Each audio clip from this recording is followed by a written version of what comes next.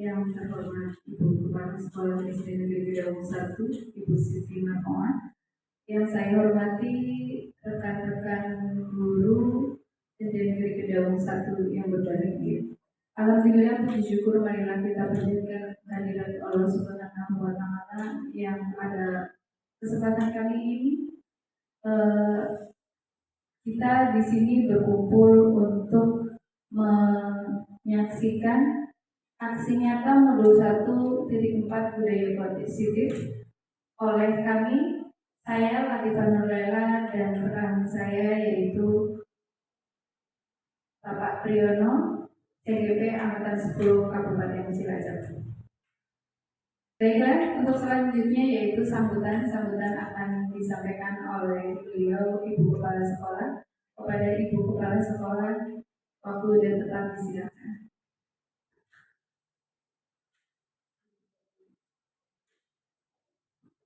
Bismillahirrahmanirrahim. Assalamualaikum warahmatullahi wabarakatuh.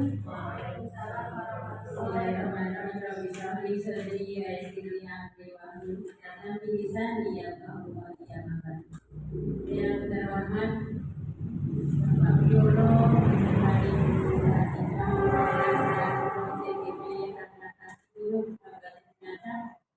serta Bunda Yanda dari SD Negeri Gedawung 01 yang saya banggakan dan saya cintai.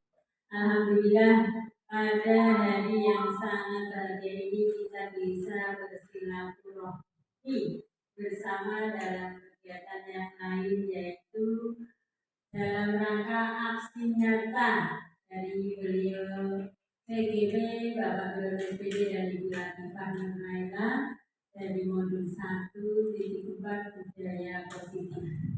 Marilah kita membaca hamdalah bersama sebagai rasa syukur kita kepada Allah Subhanahu wa Ta'ala karena semua ini dalam kegiatan ini semuanya sehat walafiat. Alhamdulillahirabbil alamin. Dan selawat satu kali sebagai rasa cinta kita kepada Nabi Muhammad SAW. Mari membaca selawat satu kali. Bismillahirrahmanirrahim. Allahumma sholli ala sayyidina Muhammadin wa ala ali sayyidina Muhammad. Selanjutnya saya merasa berbahagia kepada beliau berdua yang sudah melaksanakan sampai modul kesekian untuk melaksanakan tugas sebagai calon guru penggerak yang akhirnya nanti semoga lulus dengan memuaskan ya, sebagai guru penggerak yang akan merubah dunia pendidikan di khususnya di Kabupaten Cilacap. Selanjutnya marilah kita bersama-sama melihat aksi nyata beliau berdua dalam kegiatan ini sebagai sarana ya atau tugas yang harus diselesaikan sehingga nantinya akan lulus dengan memuaskan sebagai guru penggerak. Terima kasih, selamat bertugas dan saya selalu berdoa semoga semuanya sehat, keluarga di rumah sehat, di sini sehat juga dalam kegiatan belajar mengajar bisa melaksanakan dengan baik, tetapi tidak meninggalkan tugas sebagai guru penggerak. Mungkin itu yang bisa saya sampaikan. Selamat menjalankan tugas dengan baik-baiknya. Semoga Allah selalu ridho dan ilmunya bermanfaat. Assalamualaikum warahmatullahi wabarakatuh. Terima kasih.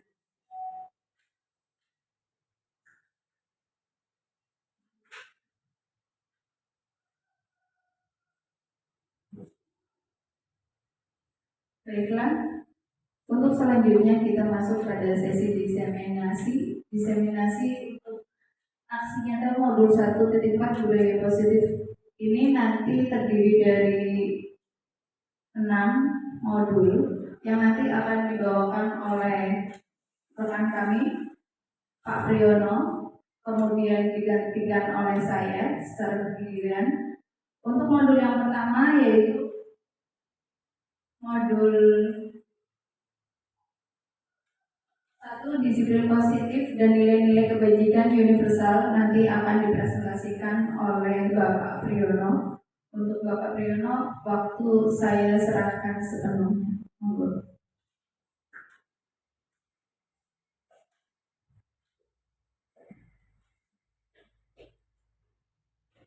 Terima kasih kepada Ibu Wena yang sudah memberikan waktunya kepada saya. Sebelumnya, Assalamualaikum warahmatullahi wabarakatuh. Alhamdulillah, wasyukurillah, wala haula wala quwwata illa billah, amma ba'du. Yang terhormat Ibu Kepala Sekolah SD Negeri 1, yang kami hormati rekan-rekan guru dan juga karyawan SD Negeri 1. Pertama-tama marilah kita panjatkan puji syukur kepada Allah Subhanahu wa taala yang mana pada kesempatan siang hari ini kita masih diberi kesempatan untuk dapat berkumpul sama untuk undangan dari kami sehingga kita dapat berkumpul sama. Yang kedua, salawat dan juga salam senantiasa tercurah pada junjungan kita Nabi Muhammad Sallallahu Alaihi Wasallam yang senantiasa kita harapkan sahabatnya nanti di akhir umat. Bapak dan Ibu, rekan guru yang kami hormati, sebelumnya saya mohon maaf sekali karena sudah mengganggu waktu pada semuanya. Yang sudah bersedia pada siang hari ini mendengarkan kami yang sebenarnya ini sebenarnya adalah tugas dari CKP yang harus kami laksanakan. Kami di sini berkolaborasi dengan Bu Ella dalam hal diseminasi sisi positif ini. Yang pertama mempunyai tujuan, yaitu bahwa ini sebagai tugas dari kami yang harus kami lakukan, yang harus kami laksanakan, sehingga kami nanti bisa mendapatkan nilai dari hasil kami. Yang kedua, tujuan dari kegiatan ini adalah untuk saling berbagi informasi, berbagi ilmu bahwa budaya positif di sekolah itu perlu kita laksanakan.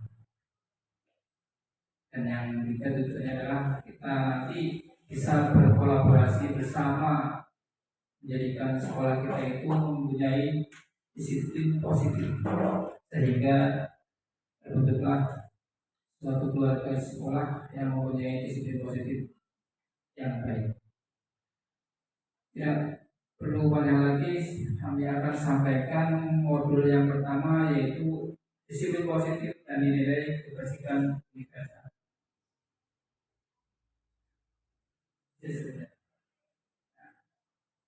Di sini ada sebuah kalimat bahwa kita Bapak Ibu semua setuju atau tidak bahwa yang namanya hukuman itu dapat mendisiplinkan anak. Yang kedua, pemberian hukuman dengan hal positif seperti membaca atau membersihkan halaman sekolah dapat meningkatkan disiplin anak. Yang ketiga, memberi penghargaan dapat meningkatkan motivasi belajar anak. Kami minta pendapat dari Bapak Ibu tentang kalimat ini. Coba. Yang pertama, hukuman dapat mendisiplinkan anak. Kira-kira Bapak Ibu setuju apa tidak? Tidak setuju. Yang kedua, pemberian hukuman dengan hal positif seperti membaca atau membersihkan halaman sekolah dapat meningkatkan disiplin anak. Setuju atau tidak? Tidak setuju. Tidak setuju ya. Yang ketiga, memberi penghargaan dapat meningkatkan motivasi belajar anak. Setuju atau tidak? Tidak setuju. Ada yang setuju? Ya. Nah, mari kita lihat. Hukuman itu dapat mendisiplinkan anak. Kira-kira setuju atau tidak? Kalau melihat lagi, memang harusnya tidak. Kenapa? Karena yang namanya hukuman itu nanti akan membekas pada diri anak. Sehingga anak itu nanti bukannya disiplin, tapi dia mempunyai perasaan yang tersakiti. Ya, bukannya disiplin karena muncul dari diri sendiri, tapi karena tersakiti. Nah, di sini tidak boleh. Jadi yang pertama harusnya tidak dihukum. Yang kedua, pemberian hukuman dengan hal positif seperti membaca atau membersihkan halaman sekolah dapat meningkatkan disiplin anak. Ini sudah tidak. Karena sama pemberian hukuman. Misalkan anak diberi hukuman membaca, mungkin dia mau. Tapi apa? Tapi dia membatas, merasa saya kok buku seperti ini. Ya, jadi ada rasa kecewa di dalam hatinya. Karena itu sebuah hukuman. Jadi tidak muncul secara mandiri dari diri anak sendiri itu laksanakan. Tapi karena kita ditekan, anak tersebut mendapat tekanan yaitu hukuman. Yang ketiga, memberi penghargaan dapat meningkatkan motivasi belajar anak. Ini juga harusnya tidak. Kenapa? Karena yang namanya penghargaan itu hanya sesaat. Nanti dapat mengakibatkan apa? Anak itu mau mengerjakan hanya ketika diberi penghargaan atau diberi hadiah. Ya, ketika tidak diberi penghargaan, apa? Seperti itu. Nah, jadi di sini bahwa penghargaan itu tidak sesuai atau tidak sesuai dengan yang diharapkan.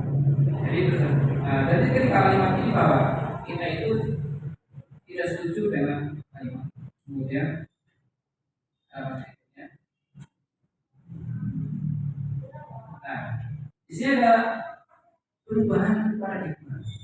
Perubahan paradigma di sini adalah sebuah kegiatan di mana di sini ada kegiatan kepala tangan. Ada kalimat, ada A dan B, bisa Anda dan Anda. Sobeklah secari kertas. Kemudian tuliskan benda atau sesuatu yang sangat berharga untuk Anda. Letakkan di salah satu tangan Anda dan genggam benda tersebut sesuai dengan benda tersebut, sesuatu tersebut dengan segala daya. Buatlah sebuah kepalan. Teman Anda akan mencoba dengan sekuat tenaga dengan berbagai cara untuk meminta Anda memberikan benda tersebut. Dia bisa membujuk, mengancam, menghardik, merayu, menjual, apa saja agar dapat membuka kepala tersebut. Kira-kira jika Anda semua itu terlibat dalam kegiatan ini, apa yang akan terjadi? Bapak Ibu guru semua mengepalkan tangan, mempunyai sesuatu yang berharga di tangan. Kemudian ada seseorang lain yang meminta membuka kepala tangan Anda, tapi Anda berusaha mempertahankannya. Kira-kira apakah akan membuka atau tidak? Kepala di dalam kepala tangan itu sesuatu yang sangat berharga. Dirayu, diancam, dihardik, dan sebagainya. Kira-kira akan membuka kepala tangan atau tidak? Tidak. Ya. Kenapa tidak? Ya. Karena kita itu mempunyai hak untuk mempertahankan apa yang menjadi keinginan kita atau keyakinan kita. Bahwa kita itu mempunyai hak untuk mempertahankan apa atau sesuatu yang berharga pada diri kita. Bisa jadi itu sebuah sebuah motivasi atau sebuah pegangan itu. Nah, di sini sangat penting kita itu mempunyai keteguhan hati untuk mempertahankannya. Maka dari perubahan paradigma teori kontrol atau pendidikan itu ada ilusi kontrol, di mana ilusi guru mengontrol murid, ilusi bahwa kritik dan membuat orang merasa bersalah dapat menguatkan karakter, ilusi bahwa semua penguatan positif efektif dan bermanfaat, ilusi bahwa orang dewasa memiliki hak untuk memaksa. Nah, di sini apa? Di sini guru memang punya hak untuk mengontrol kalian, tapi bukan untuk memaksa. Bukan untuk memaksa. Bahwa kritik dan membuat orang merasa bersalah dapat menguatkan karakter. Ilusi bahwa semua penguatan positif efektif dan bermanfaat. Kemudian ilusi bahwa orang dewasa memiliki hak untuk memaksa.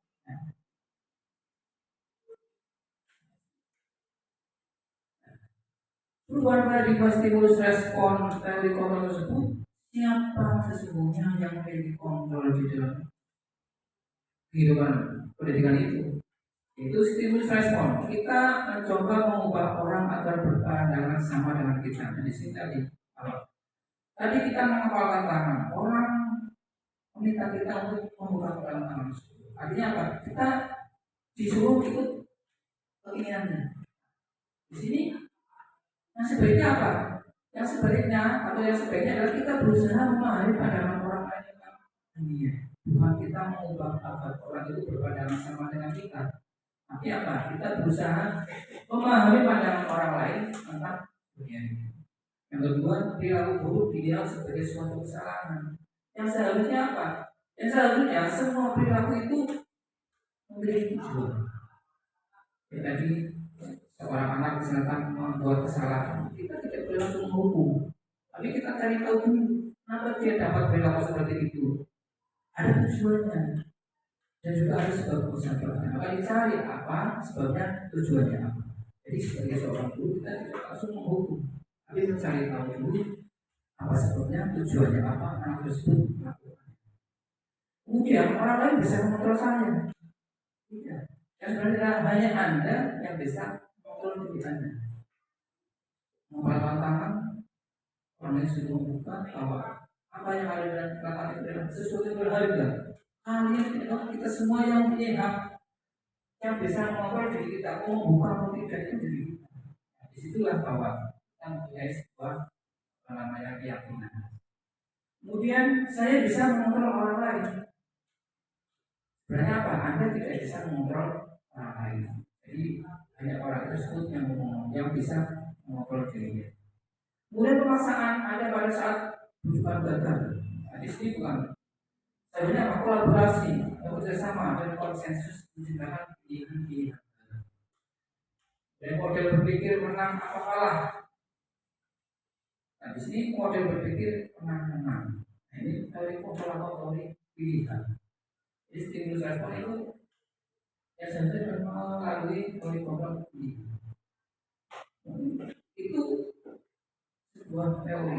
Jadi saya kadang kurang memahami. Tapi di sini kita perlu belajar bersama.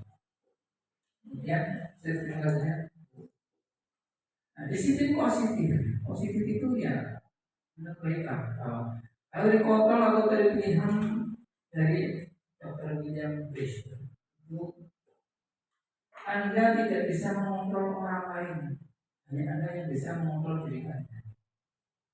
Jadi mempunyai makna disiplin bahwa belajar kontrol diri dengan menggali potensi kita agar tercapai tujuan mulia, yaitu sesuatu menjadi seseorang yang kita inginkan berdasarkan nilai-nilai yang kita hargai.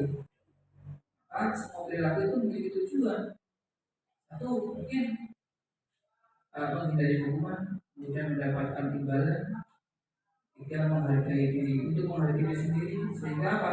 Sehingga terjadilah nilai-nilai kebajikan universal yang kemudian dimasukkan ke dalam keyakinan kita. Kemudian model berpikir menang-menang, kolaborasi dan konsensus menciptakan pilihan yang baru. Ada 5 posisi kontrol di sini. Satu, sebagai penghukum. 2, membuat rasa bersalah. Ketiga, tuan. Keempat, pemantau. Yang kelima, manajer. Sehingga apa? Sehingga membentuklah sebuah segitiga restitusi. Yang mana segitiga restitusi itu misalnya adalah menstabilkan identitas, validasi kebutuhan, menanyakan keyakinan. Kemudian realitas kebutuhan kita berbeda. Kita berusaha memahami pandangan orang lain tentang dunia. Setiap orang memiliki gambaran berbeda. Dan di sini adalah yang bersifat 5 kebutuhan dasar manusia. Kebutuhan dasar manusia itu ada 5. Satu, bertahan hidup. Kemudian penguasaan, kasih sayang dan rasa diterima, berkesenangan dan sampai dalam kebebasan.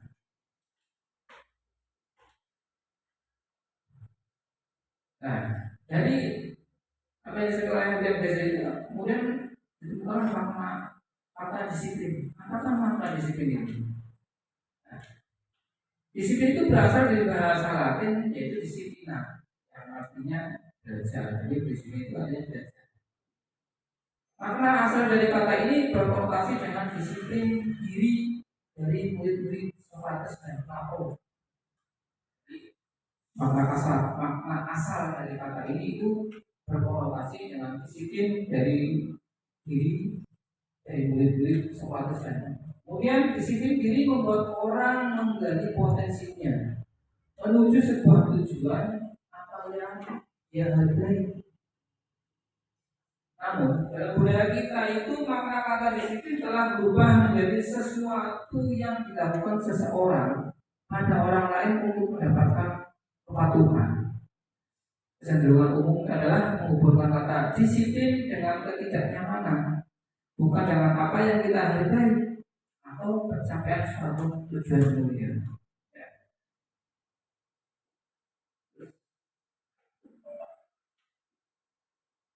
Nilai-nilai kebajikan universal. Nah, di sini nilai-nilai kebajikan adalah sifat-sifat positif manusia yang merupakan tujuan mulia yang ingin dicapai setiap individu. Nilai-nilai tersebut bersifat universal dan lintas bahasa, suku, bangsa, agama maupun latar belakang. Jadi setiap perilaku itu perbuatan itu memiliki tujuan. Jadi ketika anak melakukan kesalahan atau suatu kegiatan itu ada tujuannya. Jadi ketika mungkin ada anak nakal, yaitu kita lihat kenapa dia berbuat seperti itu. Atau mungkin dia di rumah tidak diperhatikan, atau di sekolah oleh gurunya tidak pernah diperhatikan, atau dari temannya juga dia mendapatkan perhatian. Maka mungkin dia berbuat seperti itu untuk mendapatkan perhatian. Itu sebuah tujuan dari perilaku yang dia lakukan sehingga tercipta sebuah kejadian.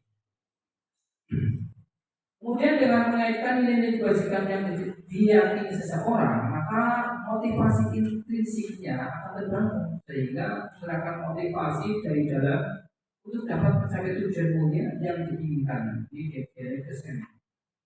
Jadi mengaitkan nilai kebajikan yang diyakini seseorang itu akan memunculkan motivasi intrinsik dari dalam. Jadi motivasi dari dalam itu penting dan akan terbangun sehingga menggerakkan motivasi dari dalam untuk dapat mencapai tujuan mulia itu. Kemudian nilai-nilai kebajikan yang ingin dicapai setiap anak Indonesia kita kenal dengan profil pelajar Pancasila. Jadi jika kita sebagai seorang guru menginginkan anak kita mencapai melaksanakan kegiatan yang sesuai dengan profil pelajar Pancasila, maka kita ya sebagai seorang guru harus melaksanakannya.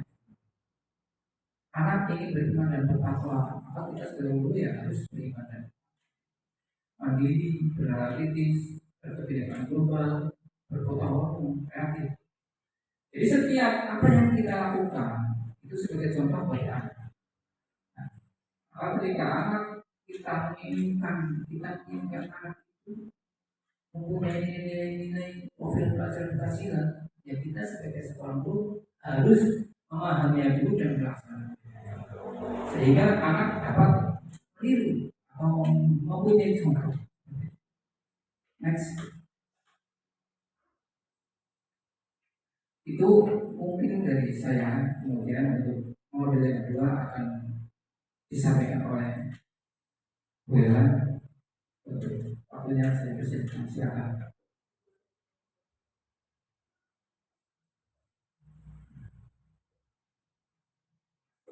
Terima kasih atas waktunya. Baiklah, untuk modul yang kedua yaitu tentang teori motivasi, dukungan dan penghargaan serta restitusi. Ini masih berhubungan dengan modul yang pertama tadi. Kemudian teori motivasi perilaku manusia. Motivasi itu sendiri merupakan dorongan yang sehingga manusia melakukan sesuatu. Intinya dorongan dari dalam yang membuat manusia itu melakukan sesuatu. Nah, berdasarkan teorinya, motivasi perilaku manusia itu terbagi menjadi 3. Mengapa manusia melakukan sesuatu itu? Yang pertama itu untuk menghindari ketidaknyamanan atau hukuman.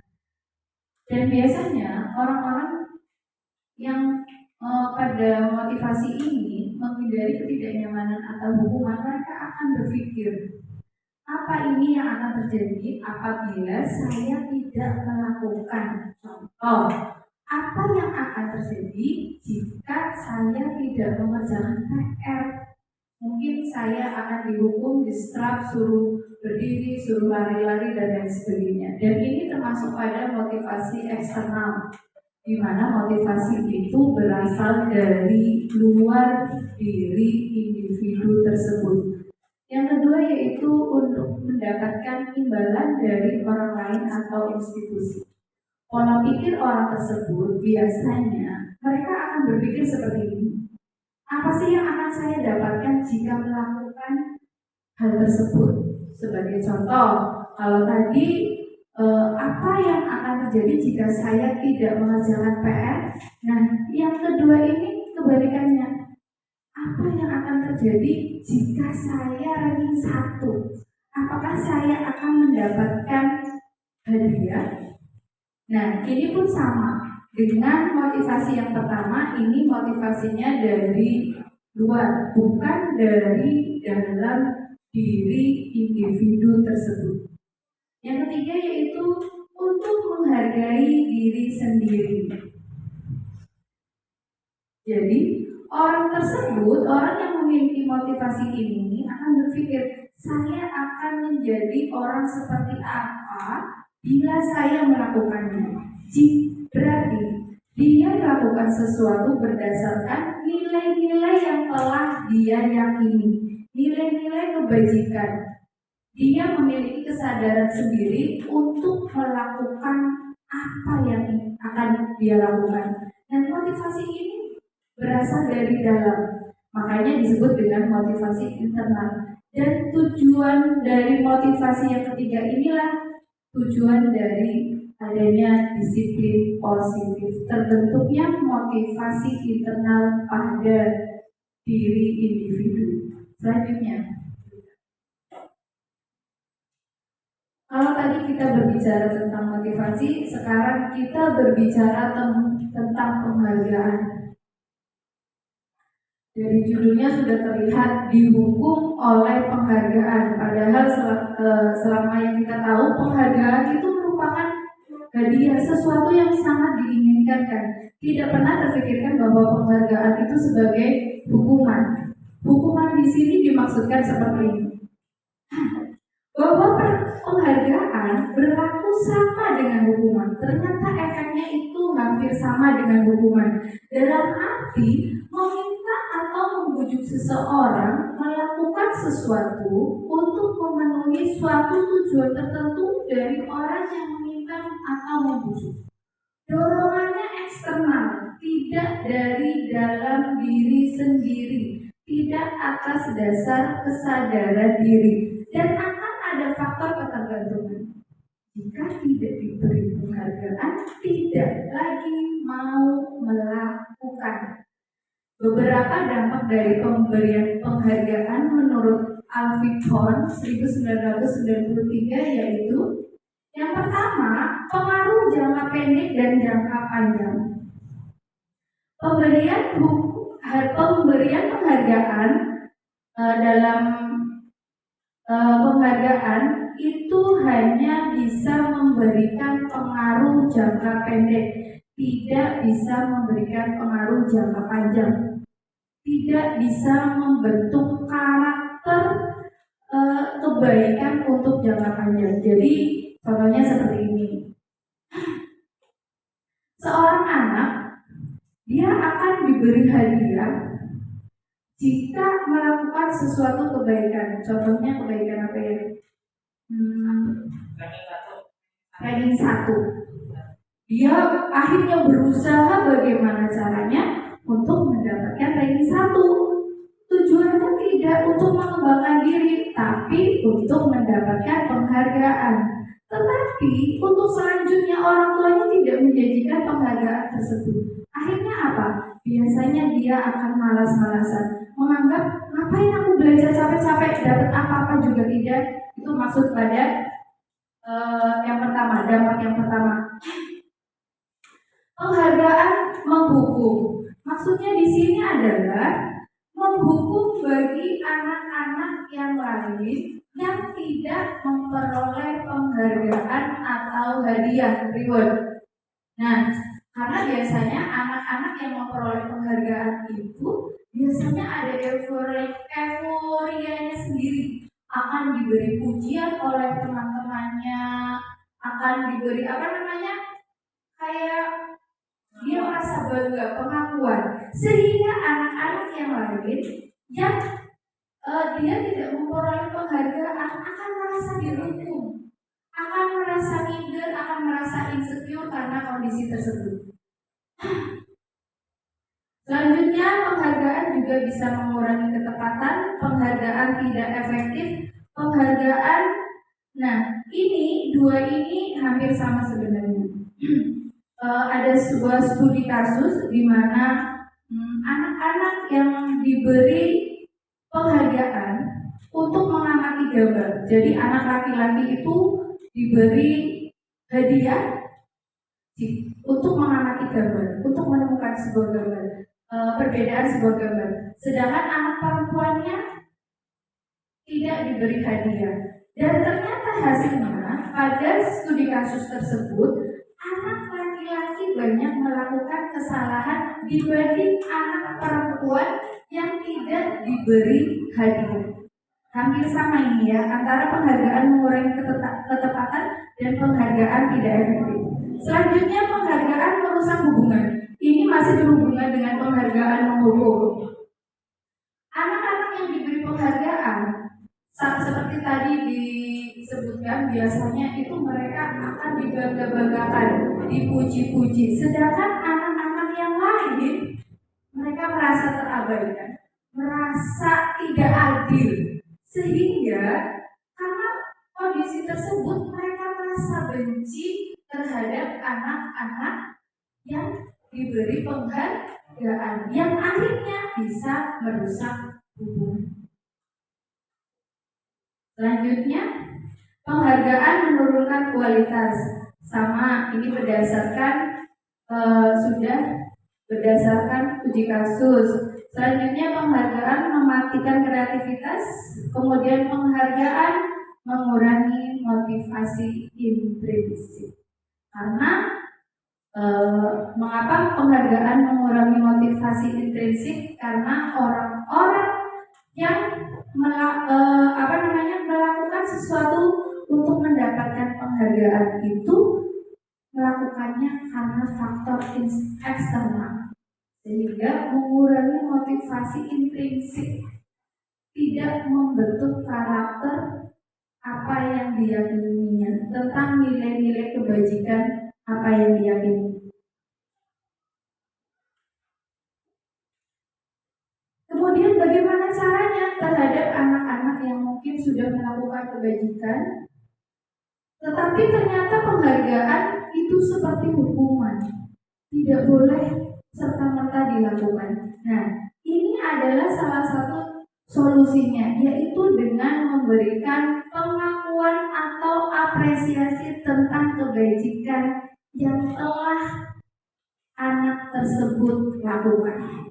Bisa dengan menggunakan contohnya, kemarin gue perhatikan rasa empatimu besar sekali loh pada saat menolong teman kamu di kelas.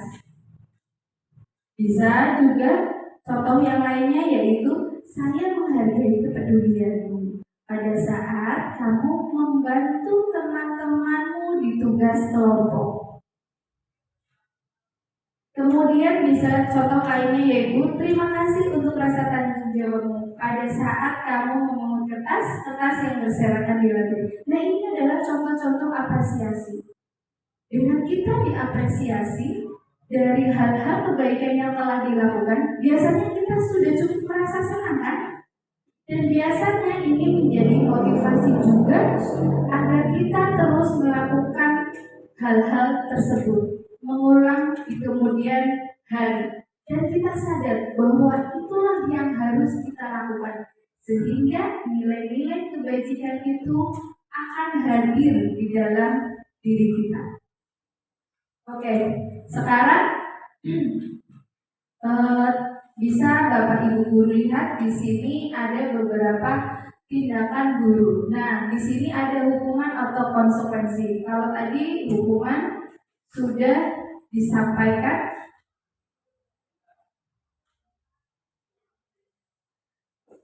Oke, sekarang sebelum kita masuk ke hukuman atau konsekuensi, perhatikan Bapak Ibu.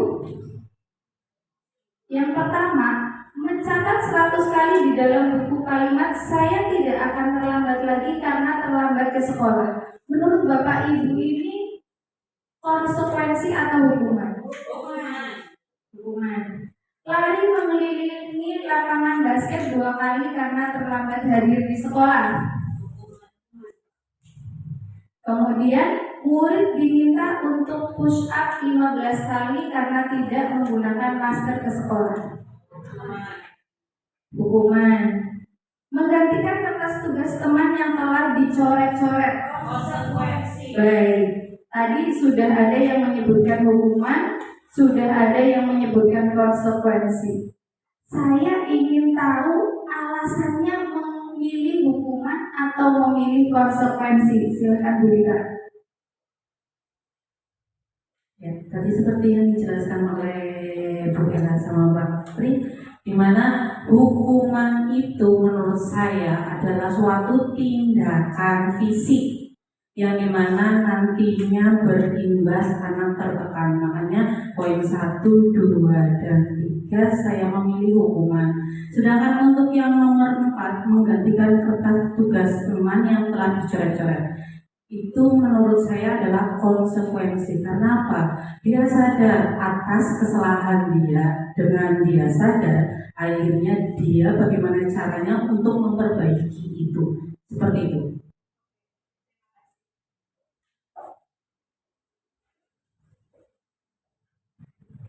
Terima kasih Bu Rita, tepat sekali. Jadi hukuman itu biasanya merupakan sesuatu yang tiba-tiba dan tidak berhubungan dengan kesalahan yang dilakukan seseorang. Sebagai contoh nih, mencatat 100 kali di dalam buku kalimat saya tidak akan terlambat lagi karena terlambat ke sekolah. Tugas mencatat dengan terlambat itu kan sebenarnya tidak berhubungan. Nah, itulah yang dimaksudkan dengan hukuman. Dan biasanya hukuman tidak bersifat kompromi, hanya berasal dari satu pihak, yaitu pemberi hukuman. Di sini berarti kalau konteksnya persekolahan, contoh pemberi hukumannya adalah guru. Sedangkan konsekuensi itu sendiri biasanya berhubungan. Dan biasanya sebelumnya ada kesepakatan antara pemberi konsekuensi dan yang diberi konsekuensi. Contoh mengapa ini menggantikan kertas tugas teman yang telah dicoret-coret itu sebagai konsekuensi, dan biasanya konsekuensi itu pun sebagai bentuk tanggung jawab karena telah melakukan sesuatu. Begitu. Selanjutnya. Nah, ternyata betul kan? Mencatat 100 kali dalam buku saya tidak akan terlambat lagi karena terlambat ke sekolah itu hukuman. Kemudian menggantikan kertas tugas teman yang telah dicoret-coret, konsekuensi. Murid disuruh untuk mengenakan sepatu seharian di sekolah karena tidak mengenakan sepatu hitam, itu juga masuk hukuman. Ini yang terakhir ini, lari mengelilingi lapangan basket 2 kali karena terlambat 10 menit untuk pelajaran SMK, itu termasuk hukuman atau konsekuensi? Ya, kita lihat di sini lari mengelilingi lapangan 2 kali dalam pelajaran PJOK. Nah, di sini pada saat pelajaran PJOK itu pelajaran olahraga. Nah, di sini berarti konsekuensi. Kenapa? Karena masih berhubungan dengan pelajaran. Jadi lari itu masih berhubungan dengan pelajaran PJOK. Ya, maka di sini bukan hukuman tapi konsekuensi. Ya. Di sini perlu dikatakan bahwa anak masih berhubungan dengan pelajaran PJOK seperti ini. Nah, jadi di sini dengan kalimat-kalimat itu kita dapat memberi simbol bahwa mana yang termasuk hukuman, mana yang termasuk konsekuensi. Ya, Selanjutnya. Nah, sekarang kita bisa melihat tentang perbedaan hukuman dan konsekuensi secara jelas, di mana hukuman itu sesuatu yang menyakitkan, sehingga anak itu bisa sakit hati dan harus terjadi. Sedangkan konsekuensi itu sesuatu harus terjadi yang biasanya sudah didasarkan pada kesepakatan atau memang untuk memperbaiki kesalahan yang sudah diperbuat.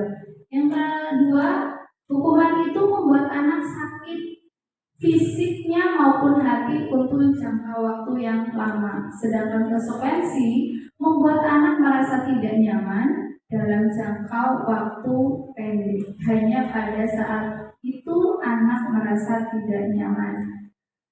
Kemudian hukuman, anak biasanya membenci kedisiplinan. Sedangkan karena diberi hukuman, sedangkan konsekuensi anak menghargai kedisiplinan. Jadi akan timbul dari diri sendiri kesadaran untuk disiplin jika diberikan konsekuensi.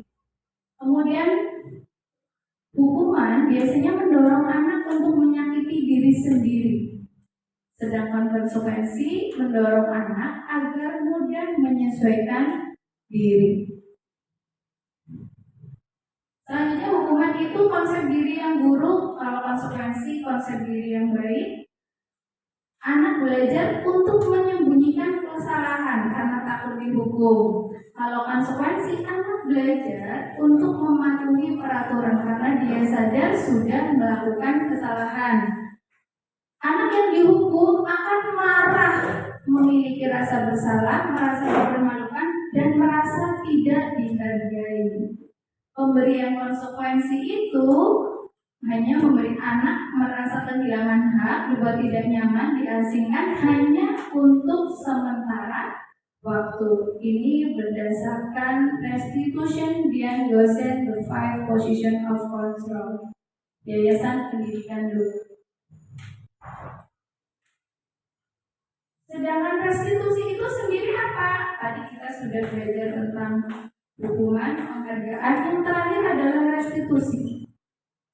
Restitusi adalah proses menciptakan kondisi bagi murid untuk memperbaiki kesalahan mereka, sehingga mereka bisa kembali pada kelompok mereka dengan karakter yang lebih kuat. Jadi tujuan restitusi itu agar mereka, anak-anak yang melakukan kesalahan itu mampu memperbaiki kesalahan mereka. Restitusi juga merupakan proses kolaboratif yang mengajarkan murid untuk mencari solusi bagi masalah mereka. Jadi pada proses restitusi ini melibatkan tidak hanya guru tetapi juga melibatkan murid. Jadi murid perlu dilibatkan, ditanya apa yang akan kamu lakukan untuk memperbaiki kesalahan kamu. Jadi sumber bagaimana solusi dari perbaikan kesalahan tersebut tidak hanya dari guru, tetapi juga melibatkan siswa tersebut. Dan membantu mereka berpikir tentang orang seperti apa yang mereka ingin menjadi tujuan mulia dan bagaimana mereka harus memperlakukan orang lain. Di dalam proses restitusi, guru hendaknya menanamkan kesadaran tentang nilai-nilai kebajikan dan apa yang diyakini. Selanjutnya, pada hukuman membentuk suatu identitas gagal, sedangkan konsekuensi dan restitusi bisa membentuk identitas sukses pada murid. Hukuman itu sesuatu yang menyakitkan, sedangkan konsekuensi harus terjadi. Restitusi merupakan suatu pilihan. Hukuman membuat tidak nyaman untuk jangka waktu yang panjang, karena dihukum bisa menyebabkan kebencian juga dari diri anak, mungkin bisa jadi dendam. Sedangkan konsekuensi tidak nyamannya itu hanya jangka waktu pendek, tetapi kalau restitusi menguatkan murid anak dalam jangka waktu yang panjang. Hukuman, korban mendapatkan keadilan. Konsekuensi, korban bisa diabaikan. Restitusi, korban mendapatkan ganti. Hukuman, murid anak akan tersakiti, sedangkan konsekuensi, anak dibuat tidak nyaman. Restitusi, anak mendapatkan penguatan. Hukuman, perilakunya pasif agresif meningkat. Konsekuensi, penguatan hanya bertahan dalam jangka waktu pendek. Restitusi, masalah terpecahkan. Hukuman, sistem tidak akan berjalan bila murid tidak takut. Untuk anak-anak yang pemberani, mereka tidak lagi takut akan hukuman, jadi hukuman tidak akan efektif. Sedangkan konsekuensi memerlukan monitoring dan supervisi terus-menerus dari guru, tidak bisa dilepas. Restitusi, karena murid dilibatkan, murid akan timbul rasa tanggung jawab terhadap perilakunya. Hukuman cukup. Lanjut.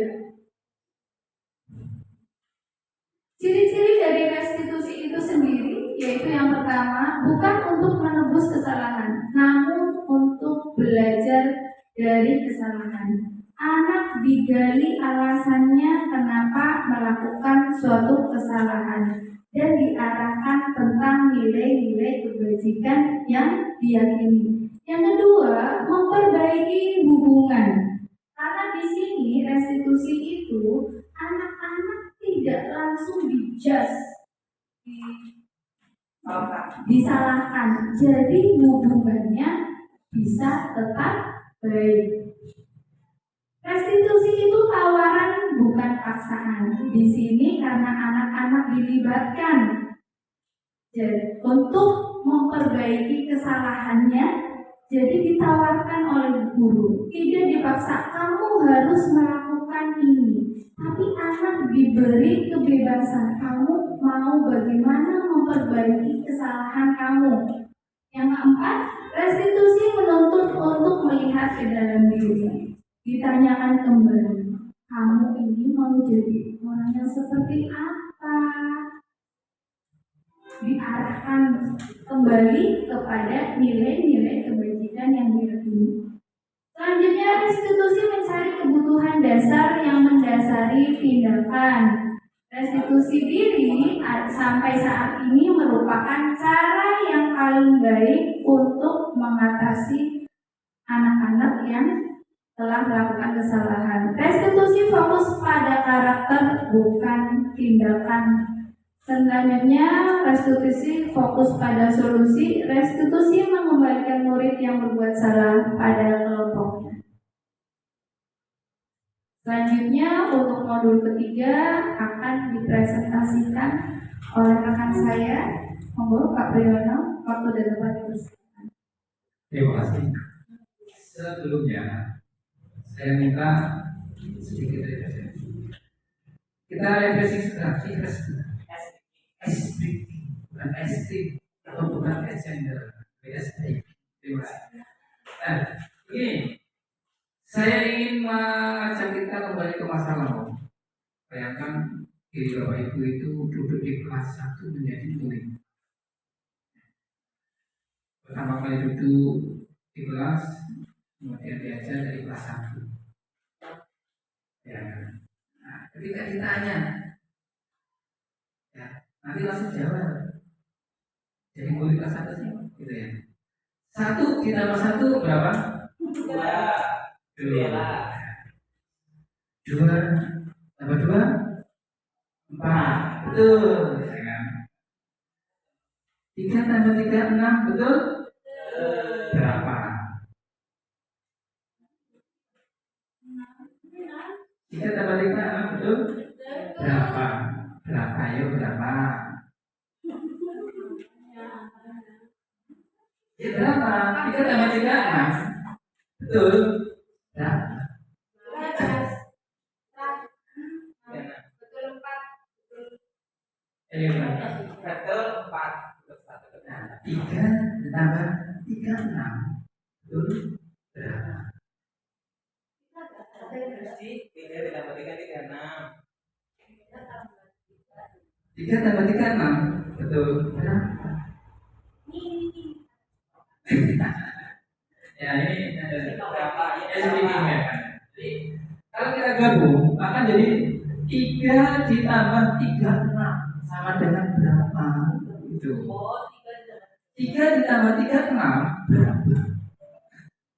Itu. Jadi ini hanya 39. ya betul 39. Kenapa? Karena 3 ditambah 3 6.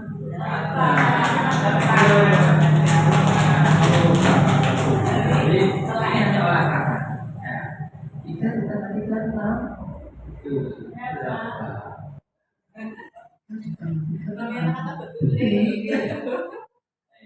Itu hanya sedikit speaking. Kalau boleh menambahkan ya OBS kalian.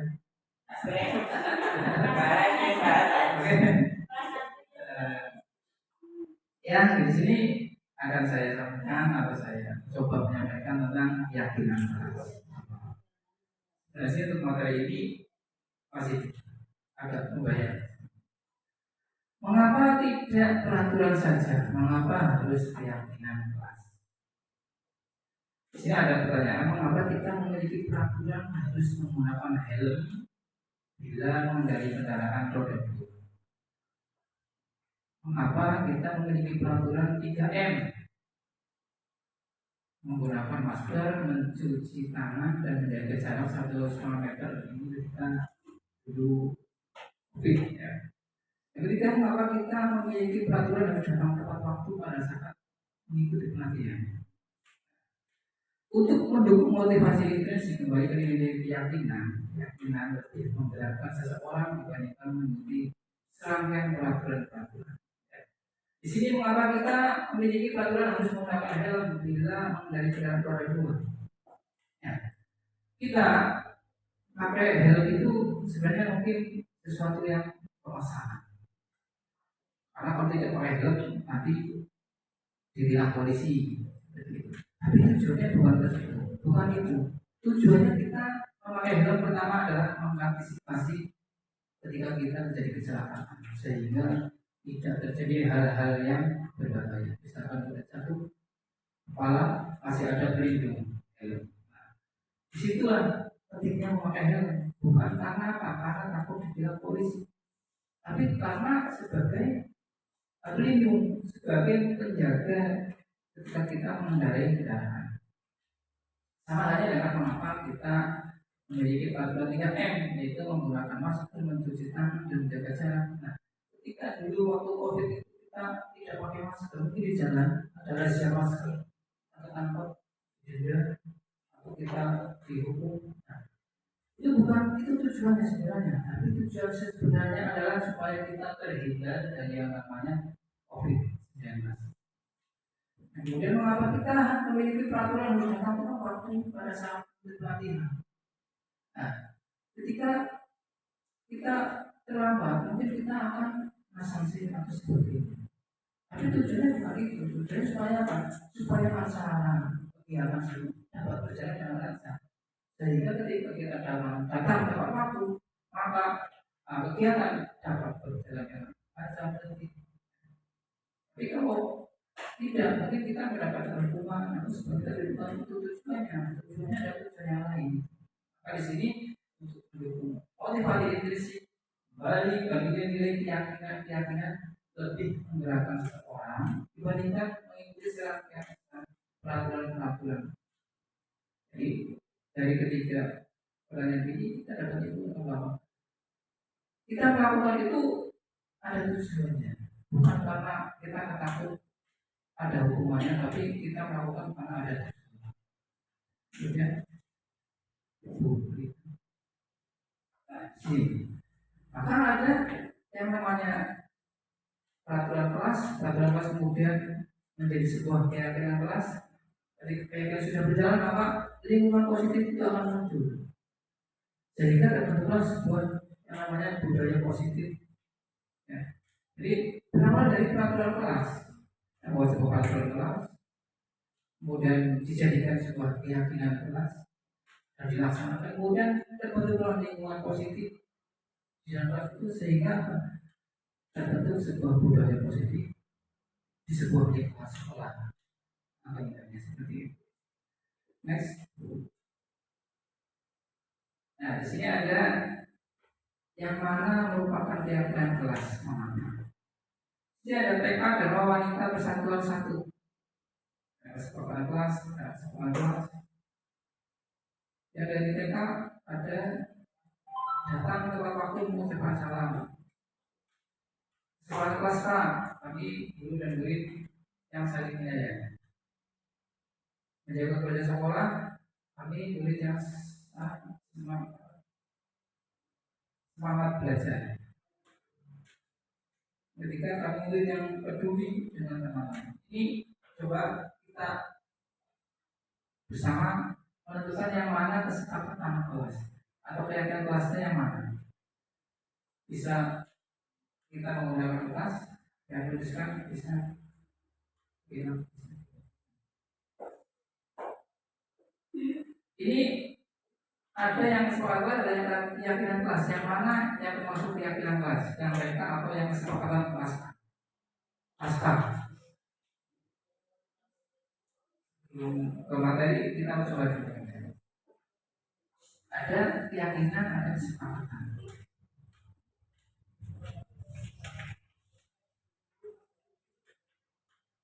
Ini sebelah kanan atau kiri atau Ini tapi guru dan murid yang semangat belajar. Ini kami murid yang peduli dengan teman-teman. Ini antara yang tidak itu yang mana yang termasuk keyakinan kelas. Bisa dituliskan di depan. dilipat aja dulu jadi nanti bisa digunakan kembali. Keyakinan kelas. Keyakinan kelas itu yang kiri atau yang kanan? Bisa dituliskan. Kiri atau kanan gitu ya. Kiri.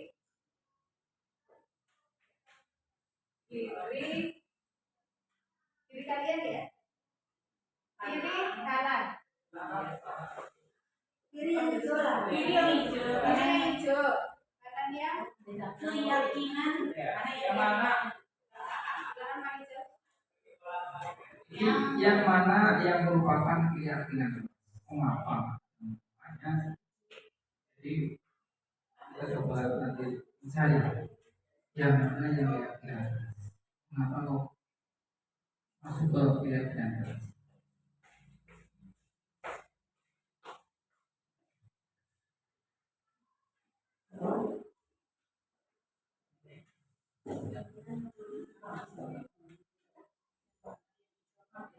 Kiri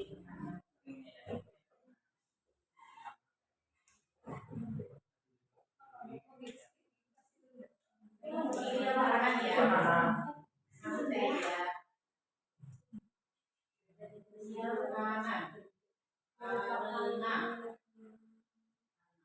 Kanan yang hitam, yang hijau yang kiri.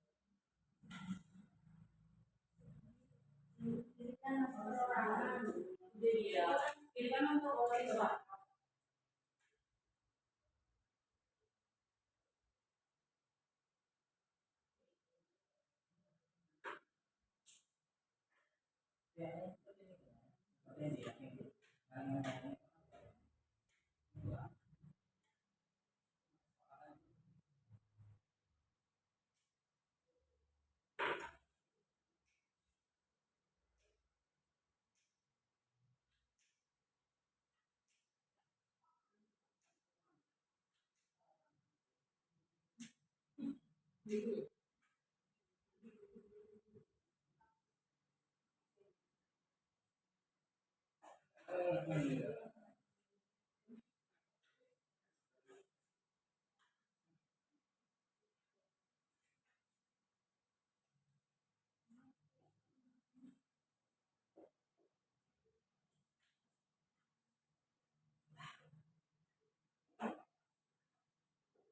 nih?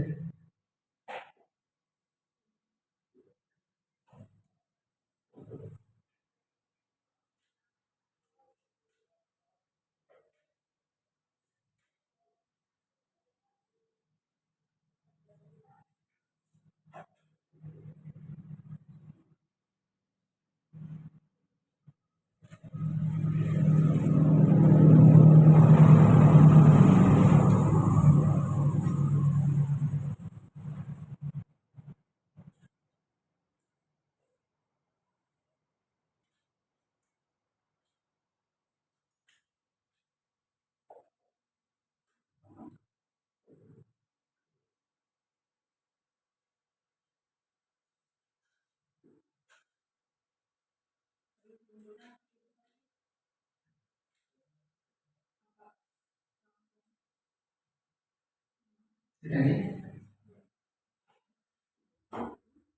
Bapak Ibu sudah menyelesaikan pilihannya mana yang merupakan keyakinan kelas, mana yang bukan. Mungkin ingin sampaikan dari Bu Dias, Bu Hesti.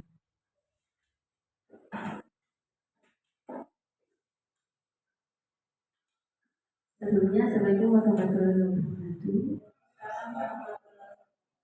Ya, berdasarkan pertanyaan yang diberikan, yang mana yang merupakan keyakinan kelas dan mengapa?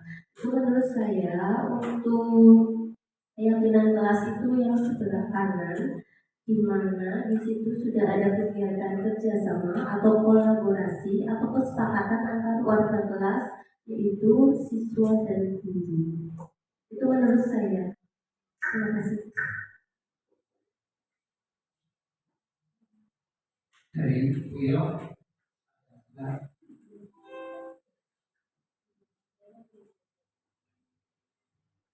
Terima kasih. Kalau hampir sama dengan Bu Hesti ya. Kalau yang sebelah kanan itu keyakinan kelas.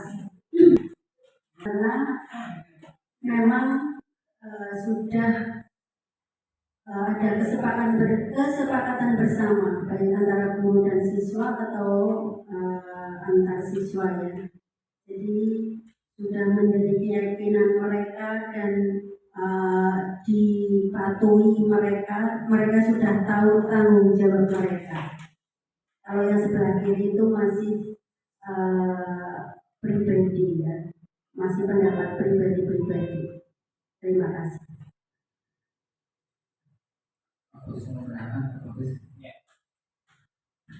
Baik, terima kasih. Saya menambahkan apa yang tadi disampaikan Vito. Betul ya, yang namanya kesepakatan itu adalah di situ disepakati antara murid dan guru. Nah, itu menjadi kesepakatan. Sedangkan turunan dari kesepakatan tersebut akan muncul sebuah keyakinan. Keyakinan itu adalah nilai-nilai positif yang diangkat, yang kita yakini dari diri kita. Terutama tadi yang disampaikan Pak Priyono bahwa ketika kita mengendarai motor, maka kita harus menggunakan helm. Nah, itu ada keyakinan bahwa kita itu harus selamat, gitu ya. Selamat. Artinya ketika kita memakai helm bukan karena aturannya, tetapi karena kita ingin selamat di perjalanan. Itu yang dinamakan. Itu Pak Priyono saya yang menambahkan.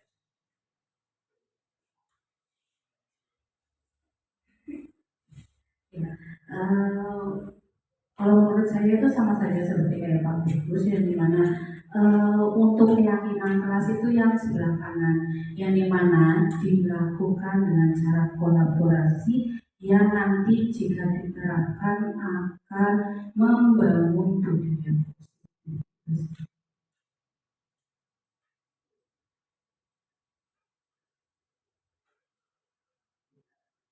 Terima kasih. Seperti ini saya sepakat untuk yang sebelah kanan itu yang termasuk. Sebenarnya hampir sama-sama. Terima kasih.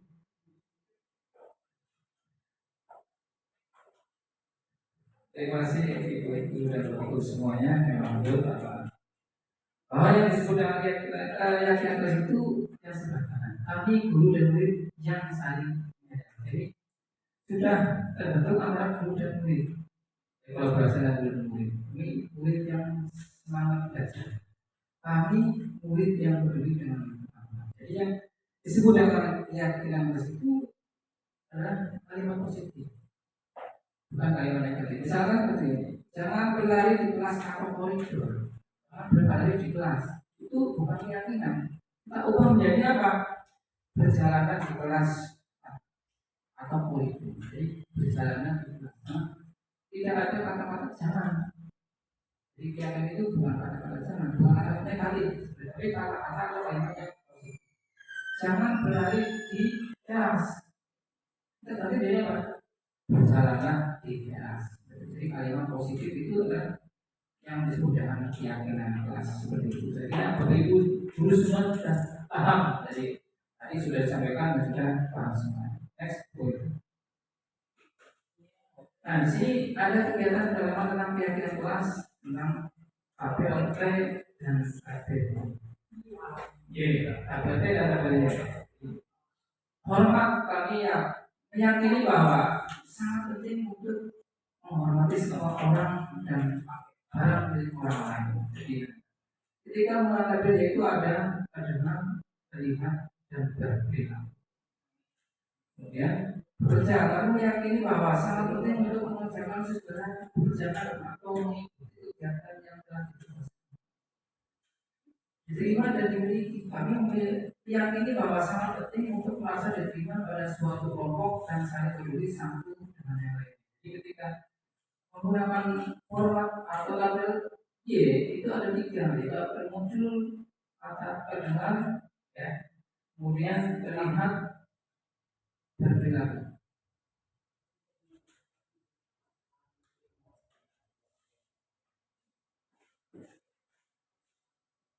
Ketika bekerja, maka juga akan dalam kata terdengar, terlihat, dan perilaku. Berbeda dengan tabel itu hanya 2, yaitu tampak seperti dan tidak tampak seperti.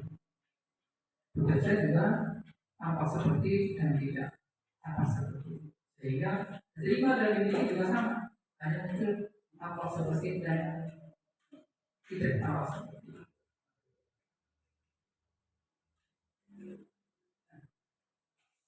Kemudian hormat. Hormat itu terdengar. Terdengar itu apa?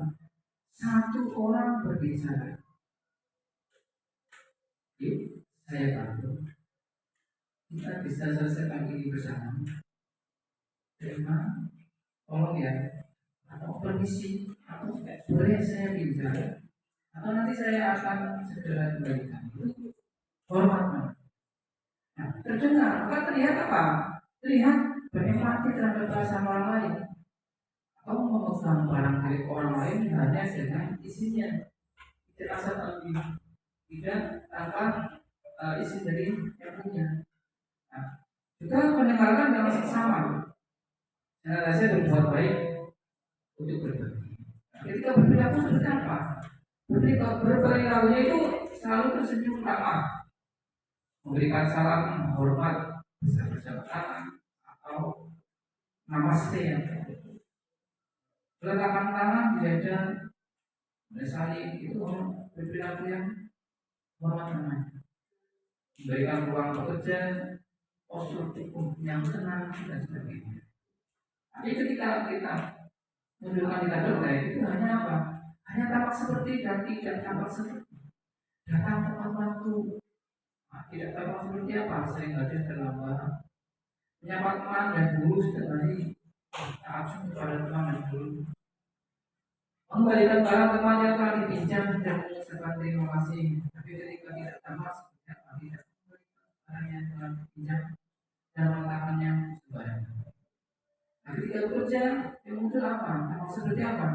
Bekerja dan menyewa guru, tapi tidak tampak seperti apa? Tidak mendengarkan guru dan menyerahkan tugas tepat waktu yang tampak tidak sama seperti baju tidak bukan tidak berbeda. Nah ini ikut ya kan? Berdasarkan tabel teks dan Y, jadi ada hormat.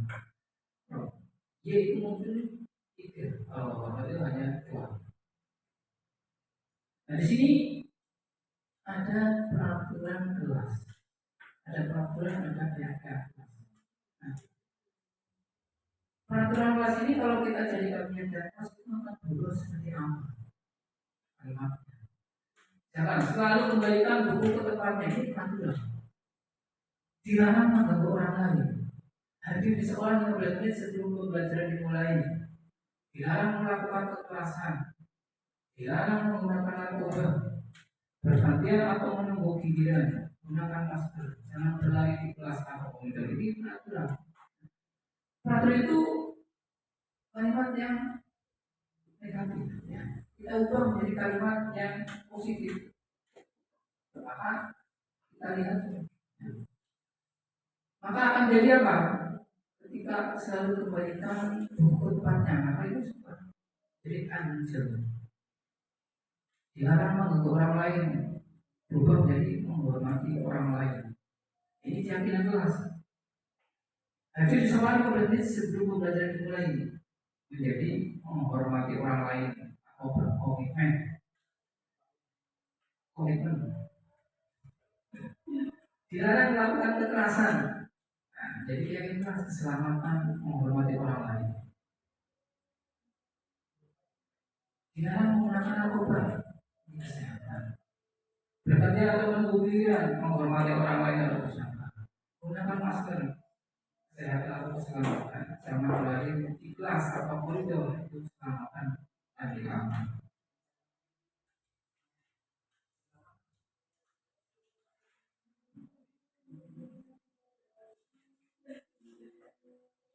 Itulah tadi tentang modul tentang keyakinan kelas. Lebihnya yang dapat saya sampaikan untuk selanjutnya materi berikutnya adalah kebutuhan dasar manusia dunia dan dunia berikutnya yang akan disampaikan oleh Bu Ellen. Silakan.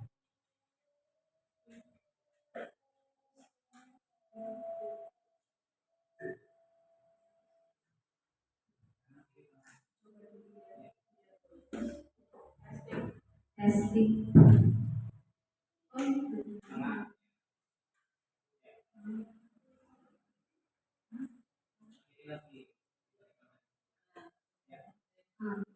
Baik, untuk selanjutnya yaitu modul dari 4 tentang kebutuhan dasar manusia dan dunia berkualitas. Kita meyakini bahwa seluruh tindakan manusia, seluruh perilaku manusia itu didasari pada tujuan-tujuan tertentu. Nah, semua yang kita lakukan itu adalah usaha terbaik kita yang tujuannya untuk memenuhi kebutuhan dasar kita sebagai manusia. Dijelaskan di sini ada 5 macam kebutuhan dasar manusia. Yang pertama yaitu yang ada di tengah-tengah, kebutuhan untuk bertahan hidup. Kebutuhan untuk bertahan hidup itu bisa meliputi kebutuhan yang bersifat fisiologis, seperti kebutuhan kita untuk makan, untuk minum, tempat tinggal, dan lain sebagainya. Selain itu juga kebutuhan bertahan hidup meliputi kebutuhan psikologis, contohnya yaitu kebutuhan tentang rasa aman. Kebutuhan manusia lainnya yaitu kebutuhan kasih sayang dan rasa ingin diterima. Setiap dari kita pasti membutuhkan orang lain. Biasanya kebutuhan kasih sayang dan rasa ingin diterima itu selalu berhubungan dengan orang lain. Ingin diakui, ingin disukai oleh orang lain. Setiap dari diri kita pasti ada rasa tersebut. Inilah yang disebut dengan kebutuhan dasar manusia tentang kasih sayang dan rasa diterima. Selanjutnya kebutuhan lainnya yaitu kebutuhan tentang penguasaan. kebutuhan tentang penguasaan itu sendiri meliputi tentang kebutuhan ingin dihargai, ingin diakui, menunjukkan suatu prestasi, tentang kesenangan, hal-hal yang bahwa manusia itu memiliki kebutuhan dasar suatu kesenangan, hal-hal yang dia senangi. Kemudian kebutuhan tentang kebebasan itu sendiri, yaitu kebutuhan untuk mengendalikan diri sendiri. Contoh-contohnya seperti ini.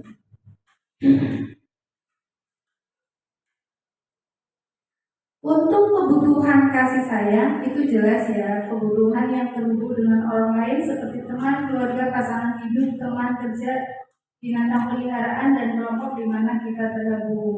Kebutuhan tentang penguasaan, kebutuhan ini berhubungan dengan kekuatan untuk mencapai sesuatu, menjadi kompeten, menjadi terampil diakui atas prestasi dan keterampilan kita didengarkan dan memiliki rasa harga diri. Sedangkan untuk kebutuhan kebebasan dicontohkan di sini itu kebutuhan akan kemandirian, otonomi, memiliki pilihan dan mengendalikan arah hidup seseorang.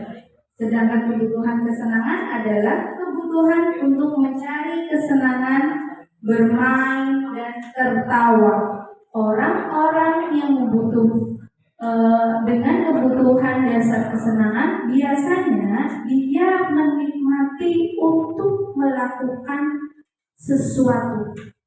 Dia ingin melakukan sesuatu sesuai apa yang dia nikmati.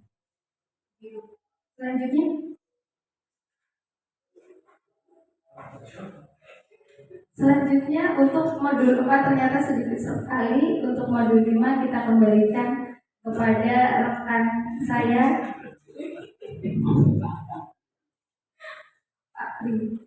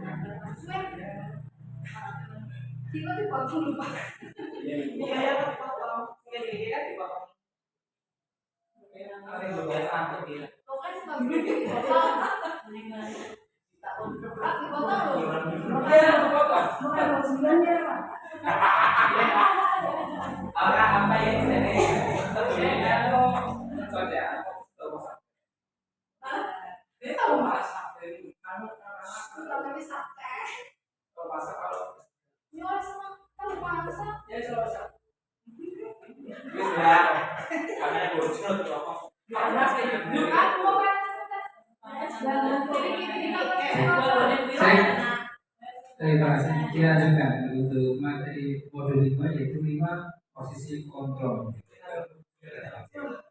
Posisi kontrol itu kita sebagai mempunyai kontrol terhadap diri kita. Nah, di sini ada 5 yang dapat kita lakukan atau guru itu bisa menjadi atau dapat ditempatkan dalam 5 posisi kontrol. Itu berada di mana? Yang pertama adalah sebagai penghukum. Yang kedua, membuat orang merasa bersalah, atau kita sebagai teman, atau kita sebagai pemantau, atau kita sebagai manajer. Nah, kalau kita di posisi sebagai penghukum, maka itu masuk ke dalam identitas gagal. Jadi penghukum, membuat orang merasa bersalah itu masuk dalam identitas gagal atau kompor dari luar. Kemudian kita sebagai teman atau pemantau itu identitas berhasil atau sukses itu kontrol dari dalam. Jadi kalau kita berada di identitas berhasil atau sukses, kontrol diri itu berada pada posisi manajer. Nah di sini yang paling tepat, yang paling baik adalah kita sebagai manajer. Jadi guru itu mempunyai 5 posisi kontrol sebagai di dalam kelas kita itu ada 5 sebagai penghukum itu guru berbuat menghardik, menunjuk-nunjuk, menyakiti atau menyindir. Itu penghukum. Kemudian berkata kalau kamu tidak melakukannya awas ya, ini awas ya, awas ya, kasih hukuman, awas. Nah, itu sebagai penghukum. Kemudian hasilnya apa? Hasilnya itu menetap, menyalahkan orang lain atau berbohong. Nah, kaitannya dengan dunia berkualitas, maka itu akan menjadikan murid peletakan guru di luar dunia berkualitas. Dan ketika murid berkata itu, biarkan saja, nanti juga marah-marah lagi. Itu yang dirasakan murid. Maka dampak pada murid apa? Akan mengulangi kesalahannya. Jika kita sebagai guru itu ya ada posisi sebagai penghukum. Tapi kemudian sama halnya dengan membuat orang merasa bersalah, kita kadang-kadang tidak merasa, tapi kita melakukannya. Kita sebagai guru berbuat itu bersama teman-teman. Seharusnya kamu itu seperti ini. Itu ada muridnya tidak tahu apa. Kemudian kata saya kecewa dengan kamu. Itu juga rasa bersalah ini muridnya.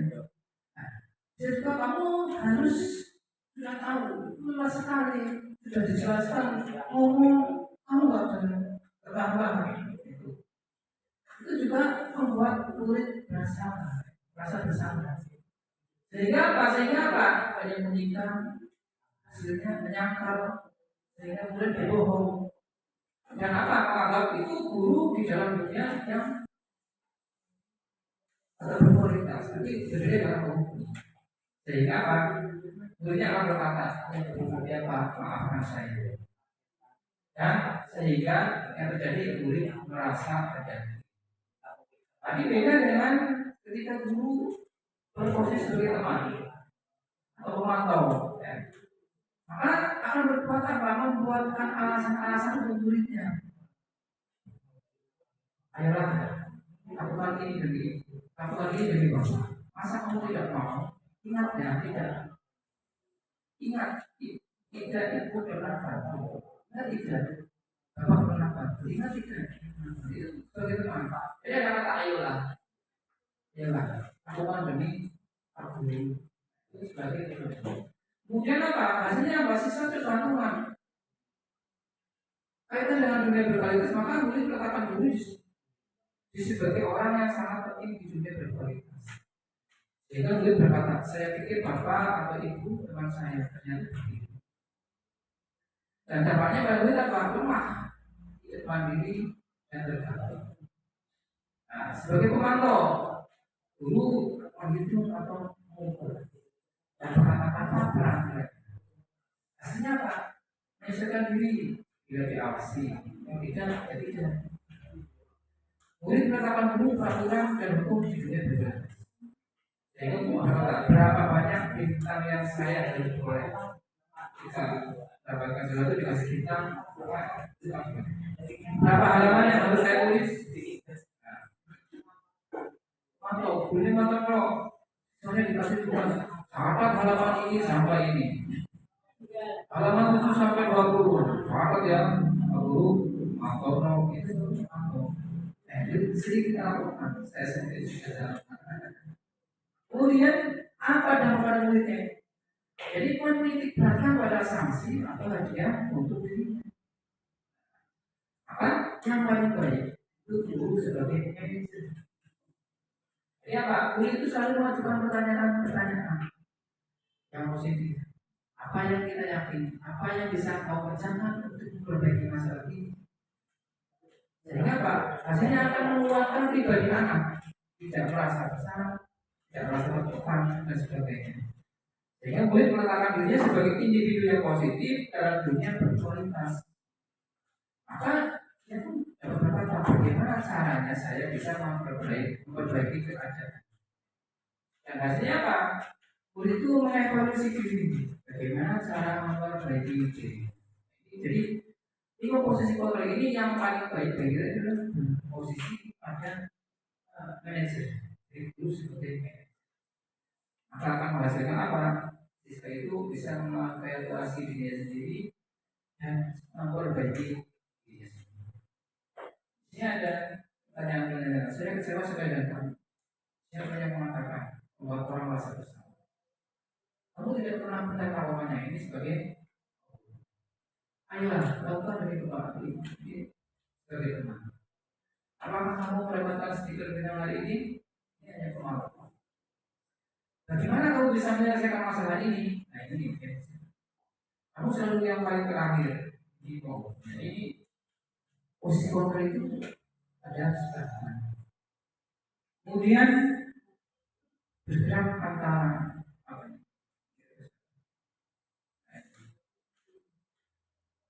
Ini sudah selesai untuk materi restitusi. Selanjutnya segitiga restitusi dari Buya Lansia. Kalau waktunya sudah siang, sudah besar.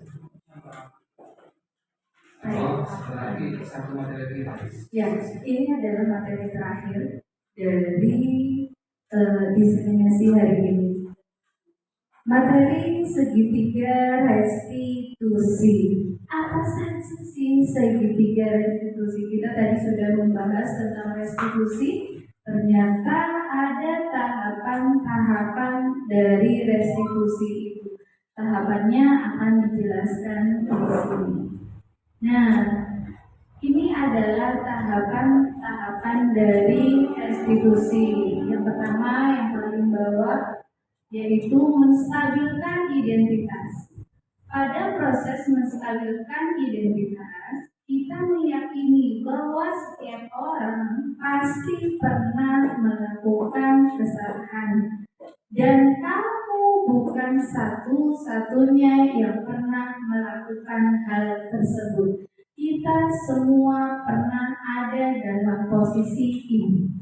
Kemudian tahap selanjutnya setelah menstabilkan identitas berhasil, selanjutnya yaitu validasi kebutuhan atau memvalidasi tindakan yang salah.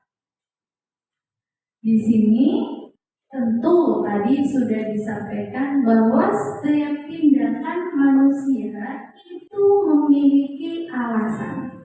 Begitupun pada saat melakukan kesalahan, tentu punya alasan mengapa kesalahan tersebut dilakukan.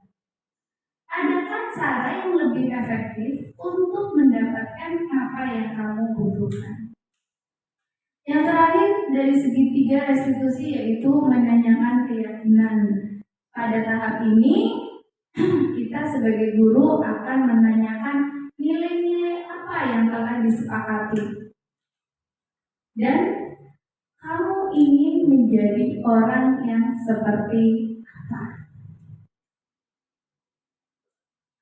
Pada tahap menstabilkan identitas, tujuannya yaitu untuk membuat anak yang merasa gagal karena berbuat salah menjadi positif terhadap dirinya. Tidak, anak yang melakukan kesalahan kita sebut adalah anak yang merasa gagal. Jadi tugas kita adalah mengarahkan kegagalan tersebut untuk membentuk karakter yang diinginkan. Pada proses menstabilkan identitas, guru bisa mengatakan, berbuat salah itu hal yang manusiawi, tidak apa-apa. Tidak ada manusia yang sempurna. Bapak Ibu juga pernah berbuat salah. Kita pasti bisa menyelesaikan permasalahan ini.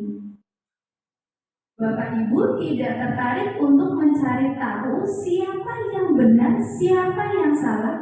Bapak Ibu lebih tertarik untuk menyelesaikan masalah. Kalau kamu menyalahkan dirimu sendiri terus-menerus, apakah kamu bersikap baik pada dirimu sendiri?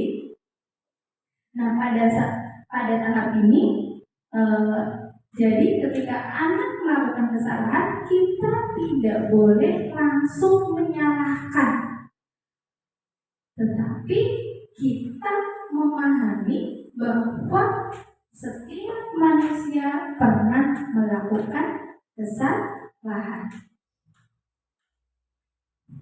Selanjutnya pada validasi tindakan yang salah. Tahap kedua, tujuan dari tahap ini yaitu membantu murid mengenali basic need atau kebutuhan dasar yang ingin dipenuhinya ketika melakukan kesalahan itu. Pada dasarnya setiap tindakan manusia itu ada tujuannya, yaitu memenuhi basic need atau kebutuhan, apakah itu power, freedom atau kebebasan, love and belonging, fun atau survival. Pada tahapan ini, guru bisa mengatakan, kamu bisa saja loh melakukan hal yang lebih buruk, tapi kamu tidak melakukannya. Kamu pasti punya alasan mengapa melakukannya. Apa yang penting bagi kamu? Kamu boleh tetap berusaha menjaga sikap itu, tapi tambahkan sikap lain yang baru. Maukah kamu belajar cara lain untuk mendapat yang kamu butuhkan tanpa harus memukul? Apakah kamu bisa melakukan dengan lebih baik lagi? Tahap terakhir yaitu menanyakan keyakinan. Tujuannya anak melihat kesalahannya dan dihubungkan dengan norma sosial dan nilai-nilai yang mendasari manusia berinteraksi dengan orang lain. Tentunya ini nilai-nilai kebajikan yang tadi pada modul 1 sudah dijelaskan.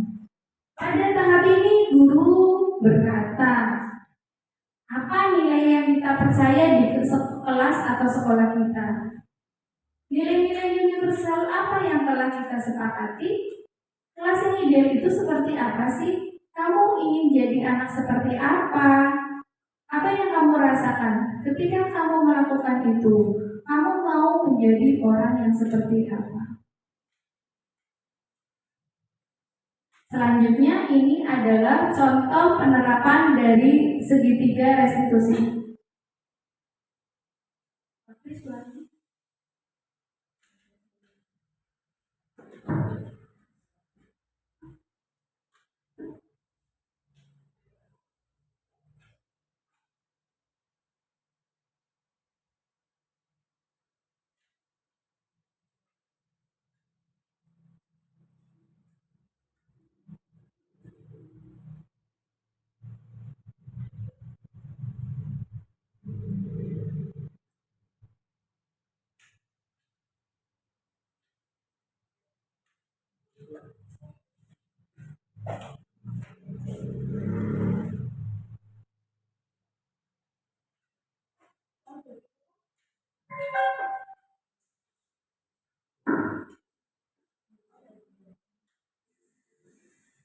Tadi Bu Ella melihat Feli membuang sampah sembarangan di halaman. Menurut Feli itu perbuatan salah apa tidak?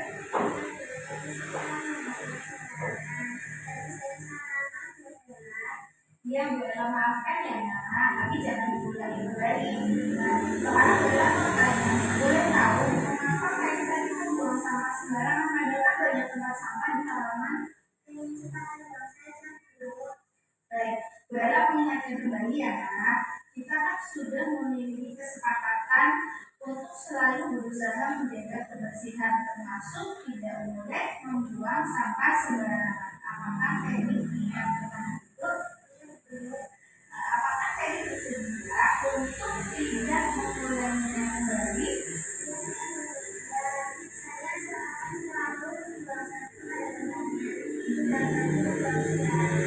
Oke, terima kasih Mas sudah mau berusaha memperbaiki kesalahan. Besok jangan diulang kembali ya. Sini peluk nak.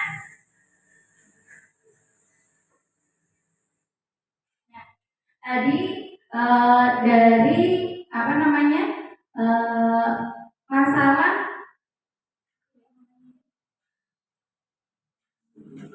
ya, tentang segitiga restitusi. Kalimat apa yang diucapkan pada tahap menstabilkan identitas?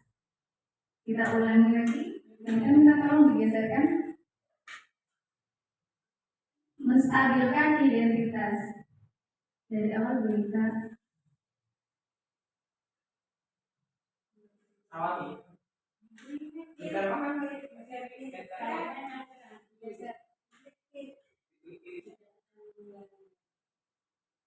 Dari sini nggak bisa ya?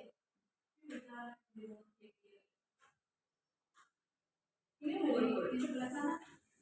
Tadi Bu Ella dikatakan itu sampah sembarangan di halaman.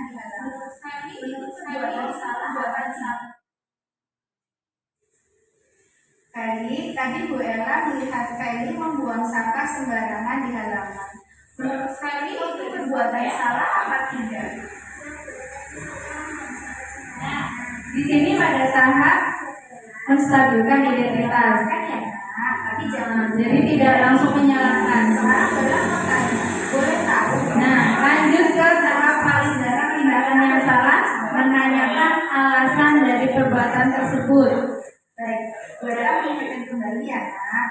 Nah, ini kita sudah masuk ke tahap menanyakan keyakinan. Kebersihan termasuk tidak boleh membuang sampah sembarangan. Apakah Feli ini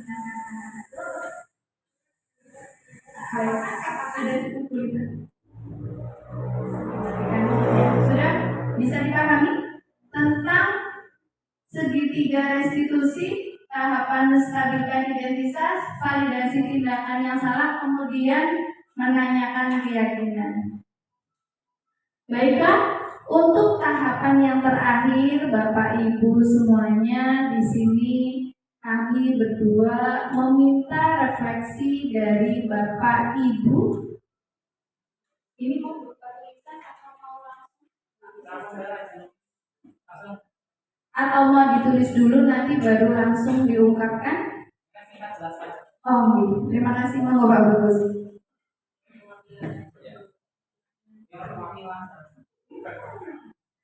Baik, terima kasih atas waktunya Pak Triyono dan Bu Ella, sangat luar biasa tadi dalam memaparkan kegiatan diseminasi pada modul 1.4 Pak? 1.4 budaya positif ya. Ya, baik, terima kasih. Tentu saya akan merefleksikan kegiatan pada hari ini. Yang pertama adalah hal baru apa yang mengubah paradigma saya yang saya dapatkan. Paradigma pertama adalah mindset kita ya. Mindset kita sebagai seorang guru gitu. Ternyata setelah dipaparkan Pak Triyono sama Bu Ella sangat luar biasa gitu ya. Mungkin ketika di posisi kontrol itu kita masih menjadi penghukum gitu ya, atau bahkan pemantau. Ternyata memang yang posisi paling baik itu adalah manajer. Dan tentu kita juga sebagai guru itu harus paham sekali, terutama dengan tadi 5 dasar kebutuhan anak ya, kebutuhan manusia. Jangan-jangan kita tidak pernah merefleksikan di dalam kelas kita bahwa anak itu memiliki keberagaman kebutuhan gitu. Karena memang banyak anak-anak yang mencari perhatian gitu, terutama dengan ada anak-anak yang nakal gitu kan, padahal kita tidak bisa membaca. Tetapi setelah saya tadi mendapatkan pencerahan dari Ella terkait dengan 5 dasar kebutuhan manusia, ternyata memang perilaku itu menunjukkan sebab dan akibatnya gitu ya, atau asal-muasalnya itu ada. Mungkin dari sikap anak yang nakal itu ternyata ada kebutuhan dasar yang belum terpenuhi, mungkin kurang apresiasi, mungkin kurang kasih sayang, sehingga mereka menunjukkan hal-hal yang tidak semestinya. Maka dari itu tadi kata Pak Brono juga tidak boleh memecah, tidak boleh langsung menyalahkan anak, tapi kita harus bisa memberikan pengertian seperti itu. Terus yang itu yang mindset yang saya dapatkan atau paradigma baru yang saya dapatkan setelah saya tadi mendengarkan paparan dari Pak Brono dan Bu Ella. Selanjutnya adalah perasaan apa yang muncul selama mengikuti sesi ini, khususnya mengenai makna disiplin dan motivasi intensif. Perasaan saya bersyukur, senang, bahagia karena di sini kita dapat berkolaborasi, bertukar pikiran, berdiskusi terkait bagaimana kita menjadi seorang guru yang profesional dengan modul 1.4 itu budaya positif yang tadi disampaikan secara langsung oleh Pak Brono dan Bu Ella itu sangat lengkap, jelas, dan tentu kita tadi diajak berinteraksi untuk mengemukakan pendapat. Ini hal yang positif yang tentu merupakan langkah baik untuk kita, terutama dalam penerapan budaya positif, disiplin positif yang dahulu kala kita itu menggunakan cara-cara yang lama, mindset yang lama, gitu. Sehingga banyak sekali perubahan, terutama perubahan zaman gitu ya. Karena kita sudah di abad ke-21, pola pikir anak pun berbeda, maka dari itu kita bisa menyesuaikan. Terutama tadi ada segitiga restitusi, ada posisi kontrol, terus ada keyakinan kelas, ada konsekuensi ini merupakan hal positif yang untuk mendisiplinkan anak tanpa ada jalur hukuman gitu ya, atau kekerasan secara fisik, dan menumbuhkan motivasi intrinsik dalam diri anak. Itu saja bisa saya sampaikan. Terima kasih atas materi hari ini. Semoga panjenengan selalu diberikan kelancaran kesehatan sehingga bisa lulus pada pendidikan berikutnya. Terima kasih sudah lengkap sekali penjelasan dari Pak Bagus, tapi saya menambahkan sedikit lagi. Baru yang mengubah paradigma saya, yang saya dapatkan itu pemikiran kita dahulu itu kalau penghargaan, kita hargai anak dengan hadiah dan sebagainya, itu menurut kita itu hal positif karena anaknya senang dan berlomba-lomba ingin menjadi juara.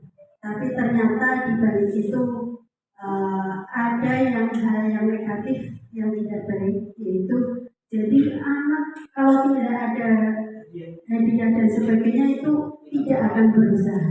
Dan bagi yang lain yang memang tidak mendapatkan hadiah karena memang kemampuannya kurang, akhirnya menjadi malas karena udah pasti yang dapat juara si A, seperti itu. Jadi ada persaingan yang tidak sehat. Dan untuk perasaan selama mengikuti sesi ini itu khususnya makna disiplin dan motivasi intrinsik ya. Disiplin itu memang dulu artinya itu suatu tindakan yang memaksa atau harus dilaksanakan atau dipatuhi. Tapi untuk sekarang itu disiplin yang sebenarnya artinya itu belajar, yaitu tentang nilai-nilai kebajikan atau perilaku yang memiliki sesuatu tujuan. Dan tentang motivasi intrinsik itu kita dengan disiplin positif kita bisa memotivasi intrinsik atau dari dalam diri kita sendiri, karena kita sadar bahwa kita butuh, kalau di sekolah itu harus bersih, sehat, itu sudah merupakan kesadaran atau dari intrinsik dari dalam diri kita sendiri, bukan karena takut sama guru atau karena ada hukumannya dan sebagainya. Dan untuk semuanya dari sesi awal sampai akhir saya apresiasi, sangat bagus sekali Bu Ella dan Pak Priyono. Mudah-mudahan sukses sampai terakhir dan selalu semangat. Terima kasih. Wassalamualaikum warahmatullahi wabarakatuh.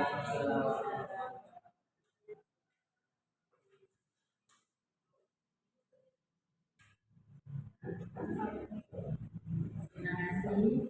Yang pertama saya ucapkan terima kasih kepada Mas Yono dan Bu Monika. Beliau sangat hebat dan ilmunya insya Allah sudah terserap, walaupun baru sedikit ya. Saya termotivasi untuk banyak belajar sehingga nantinya dengan disiplin dan motivasi intrinsik akhirnya kita akan mencapai suatu budaya positif yang akan kita terapkan dalam kegiatan belajar mengajar kita sehingga nanti akan lebih baik. Terima kasih, teruslah belajar, jadilah guru penggerak yang hebat. Amin. Wassalamualaikum warahmatullahi wabarakatuh. Waktu saya kembalikan kepada Pak Budi.